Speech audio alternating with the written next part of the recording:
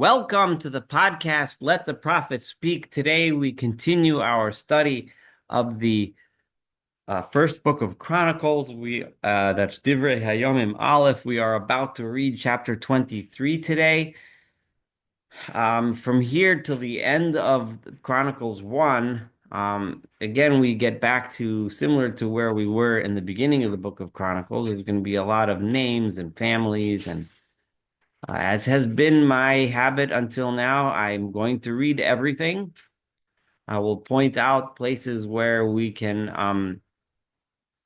learn lessons from and things that might, be interesting. But reading lists of names and families isn't the most super exciting part of studying the Bible, to be honest. But it is here, and it's important as a record, and it is important to understand what David did at the end of his career and so on. So let's get to it. So chapter 23, verse 1, V'David Zakenu v'Savai Yamim.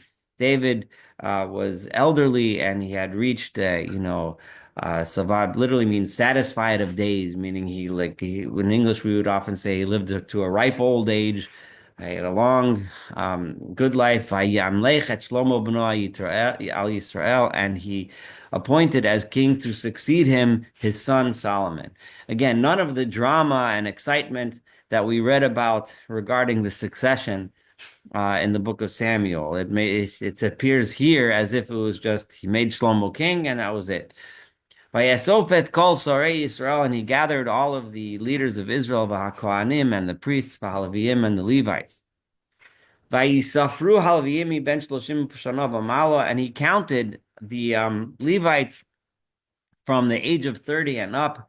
Vayi misparam legulgalosam ligvarim, and here their number was for men shloshim u'shmona alef, 38,000 Levites.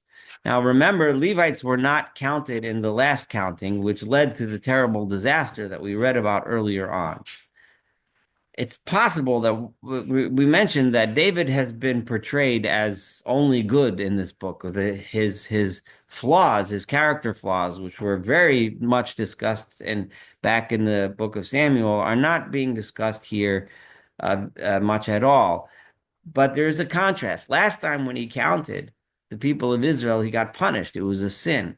And I pointed out back then that it was considered a sin because at the time there was no need or point to do it other than for David's own glory, to think, oh, yay, I have so many people under my command. Over here, this is a totally different context. The purpose is in order to give the people their jobs and their roles and to see how many people he has in order to establish and build the temple that can function in the way it's meant to function. So this is, and we're going to see this in a minute, the next verse, Me'elef, from verse 4, L'natseach al melachas beis Adonai. Of these, there were 20, those that were able to do their task at working in the house of God. Esem Yarba Elef, there was 24,000, Vishotrim, Vishoftim, and 6,000 were set aside as officers and judges. So officers, kind of like police officers and judges. V'arba'as alafim, and 4,000 of them were shoarim, were in charge of the gates. V'arba'as alafim mahalalim l'Adonai, and 4,000 to sing to God bakelim with the musical instruments asher asisi lehalel, that I, David, have made in order that people can sing praise to God. So it's a different story. You can count and you can designate people to do their jobs. That is appropriate counting. Counting for just purposes of making yourself feel good about how great you are. That's the inappropriate thing that happened before. So over here, it specifically states that the counting was for a purpose. Vayechol came David machlekos, and David divided them up into groups, Livnei Levi, to the Levites, the Gershon, Kahat, Merari. He divided them into the Gershonites, the Kahatites, and the Merarites. Right, those are the three sons of Levi, so divided into three. And then the Gershuni, the Gershonites were divided into those two sons, Ladan v'Shimi. They were divided into those families. Bnei Ladan, and the sons of Ladan Harosh Yechiel, the first one was Yechiel, V'Zeitam, V'Yoel, Shlosha. There were three sons. Bnei Shemi, they had Shlomit, um, which is sounds like a feminine name, whether or not it's named after this question exactly how to spell this word. Maybe it was a feminine leader, a daughter, or it's just a form of a man's name. Vachaziel v'Haran, those were their names. Shlosha Eila Rashi Avot Ladan, those were the three heads of families of the Ladan family. V'nei Shimi Yachat Zina v'Yeush v'Riah Eila v'nei Shimi Arba. There were four sons of the Shimi family. Vayi Yachat Harosh. Yachat was the leader of that group of families. V'Ziza Hasheni, and Ziza was the second one. Ziza is presumably the same as Zina, just a different form of the same name. V'ush uvriya lo hirbu banim, and Yush and Briah, the other two, did not have a lot of children. Because they had smaller families, they were considered as one family. Bnei Kahat, the children of Kahat. So that was the sense of Gershon, one of the sons of Levi. Now we're going back up to the other son of Levi, the sons of Kahat, where Amram, Yitzhar, Chevron, Uziel, Arba. He had four. Bnei Amram, of the sons of Amram, we know Amram is famous because his sons were Aharon and Moshe, Aaron and Moses. Vayibadel Aharon, Aaron was separated. He was put in a totally different class. Lahakti show, in order that make him holy. Kodesh Kodashim Hu Uvanav Adolam. He was holy of holies, he and his descendants forever. Lahaktir Lifnei Adonai. They were set aside to bring the burnt offerings before God, l'sharso, to serve him, u'levarech b'shmo, and to bless in his name, to give the blessings of the priestly blessings, ad olam, forever into eternity. Moshe Isha Elohim, and Moses, his sons, banav yikaru al shevat halevi. He wasn't separated as a special anything. His children were just counted among the Levites. So let's see who were his children. Bnei Moshe, Gershom, Eliezer. He had two sons, Gershom and Eliezer. Bnei Gershom, Shavuel Harosh, of the children of Gershom. Shavuel was the top one, was the leader. V'yu Bnei Eliezer, and Eliezer had Rechavia Harosh. Rechavia was the head.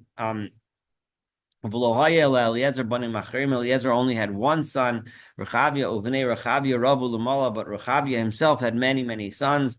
So that's why Eliezer's family was large. So that was and then another son of Kehat was Yitzhar. So Bnei Yitzhar Shalomit Harosh. Shalomit was that. Again, this Shalomit being used as a man's name, even though it has a feminine form, but that was, I guess it was a man's name. Bnei Chevron, and the children of Chevron, Yiriyahu Harosh, Amaria Hasheni, Yachaziel Ashlishi, Vikam Om Haravi. Those were the four sons of Chevron. Bnei Uziel, Micha Harosh, V'Yishiyah Hasheni. Bnei Merari, the children of Merari. So remember we said Gershon and Kahat. So now we're going to look at the third son of Levi, which was Merari. So what was his sons? Machli Umushi. Those were his two sons. Bnei Machli, of the sons of Machli, was Elazar v'Kish. Here we have the name Elazar being used again for a different Elazar. Vayamos Elazar v'lo hayulo banim. Elazar died. He did not have sons. Kim banot. He only had daughters. Vayisa'om bnei Kish achehem, and their cousins, the sons of Kish, they married his daughters, Bnei Mushi, but the sons of Mushi were Machli, Ve'eder, Ve'iremot, Shlosha. Those were his three sons. Ela Bnei Levi, these were the sons of Levi, Lebeit Avotehem, according to their families. Rosheha Avot Lefkudehem, B'mispar Shemot Legugalatam. These were the heads of the families according to the way they were counted. This is how they were counted by head, each person. Osei HaMalacha, these are the ones that did the work, again, emphasizing that we're counting them for a reason. These are the ones that did the work, la'avodat beit Adonai, to serve in the house of God, mi ben esrim shana v'mala, and they were able to do that work from the age of 20 and up. Ki Amar David, because David had said, Heiniach Adonai Eloi Yisrael Amo, God has given peace, given rest to God, the Lord of Israel, has given peace to his nation, Vayishkon b'Yerushalayim, and he will reside in the city of Jerusalem ad la'olam, forever. V'gam la'leviim ein la'seises hamishkan v'eskol kelav la'avodaso. And so now there will be no longer a job for the Levites to carry the items of the Mishkan. Remember, this was important because we had in both in this book and back in Samuel the episode where David had the ark being carried by on a on a um on a wagon drawn by bulls instead of giving it to the Levites to carry, and that ended up in disaster. And David remembered that no, that's the job of the Levites. So the second time around to carry it. But once we establish the temple, there will be no longer any need to travel. God has given rest to the people. They're in their land. They're secure. Now we can fix and build a fixed building. There will no longer be a need of carrying it around. Because among the last things that David did, Hema Mispar B'nai Levi, was to count the Levium, the Levites, So again, not counting in the right way rather than counting in the wrong way. Because their place was Liad B'nai Aaron, was to assist the sons of Aaron, La'avodat Beit Adonai, in the work of the house of God, al hachatzerot ve'al halishakot, and they were appointed in charge to take care of the courts and the rooms, the chambers, ve'al toharat l'chol kodesh, and to make sure that all of the holy vessels would remain pure, ritually pure, umaseh avodat beit Elohim, and to make sure that the work of the house of God would be done properly. Ulechem ha'ma'areches, and to make sure that the they would be there when the bread was laid out in rows, ulesolet, ulemincha, and for the flour that was used for the meal offerings, ulerikike hamatzos, and the crackers or wafers that were cooked, ulamachavat, ulamubeches, and the ones that were fried in various kinds of frying pans, ulechol misuro mida, and to be in charge of making sure the measurements were right and the measuring devices were right. And their job was to get up every single morning, to give thanks to and praise to God, and in the evening it was their job to sing and lead the people in prayer and song. And whenever offerings were made, sacrifices were made to God, l'shabbatot, whether that was on Shabbat, on the Sabbath, l'chadoshim, on the Rosh Chodesh, on the first of the month, v'lamoadim, and for the holidays, b'mispar, according to the numbers, kimishpat alehem, as the rules were set, tamid, to be done consistently and constantly, year after year, day after day, week after week, etc. Lifnei Adonai, before God, as is mentioned in the Torah, how exactly the karbanot, the sacrifices, were brought on each holiday. V'shamret mishmeret ol moed, and it was their job to take care of and watch over and guard over the Ol Moed. Ol Moed literally means the tent of meeting, which was the Kodesh, was the holy part of the Mishkan, of the tabernacle, when it was a tent. So it's continued to be called the Ohel Moed, the holy part of the temple, even though it was no longer a tent, but it was a permanent building, but that name remained, Beit Mishmeret HaKodesh, and to take care of all of the holy vessels and items, Mishmeret B'nei Aaron Achehem, and to also take care and make sure that the Kohanim, the priests themselves, would respect the holiness of the temple. This was part of the job of the Levites, Lavodat Beit Adonai, to do the work in the house of God. So this completes chapter 23. David is really getting everything ready, not just the equipment, but now we see that he gets ready the people, the jobs, who does what, and dividing up the Levites and so on and so forth. And then in the next chapter, we'll see how he divided up the priests. Thank you so much for studying chapter 23 together with me. Looking forward to studying chapter 24 and, of course, the rest of this wonderful book of Chronicles together. Have a wonderful day.